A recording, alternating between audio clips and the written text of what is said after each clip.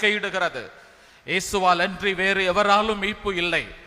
ஆனால் அதே வேளையிலே இன்னொன்றையும் நாம் புரிந்து கொள்ள வேண்டும். திருச்சபையும் வலியுறுத்துகிறது, மரியாவால் அன்றி வேறு எவராலும் மீட்பரை கொண்டு வந்திருக்க முடியாது. விவிலியமும் அதைத்தான் சொல்லுகிறது.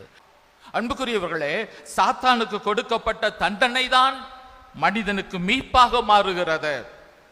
மனிதனை மீட்க வேண்டும் என்று கடவுள் நினைத்த போது அவரது சிந்தனையில் முதலில் உதயமானது ஒரு பெண்தான். மனிதனுடைய வீழ்ச்சிக்கு பின் ஒரு பெண் இருந்தது போல மனிதனுடைய எழுச்சிக்கு பின்னும் மனிதனுடைய மீட்பிலும் ஒரு பெண் தான் இருக்க வேண்டும் என்பதுதான் கடவுளுடைய அந்த மீட்பின் திட்டம்.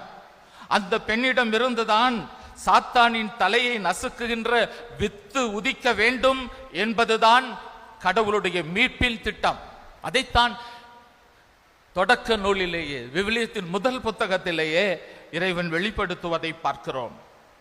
அந்த வித்துக்கு, சாத்தானை அழிக்கின்ற அந்த வித்துக்கு தாயாக இருப்பதற்காகவே மரியா படைக்கப்பட போவதாக இறைவன் அங்கே முன்னறிவிப்பதை பார்க்கிறோம்.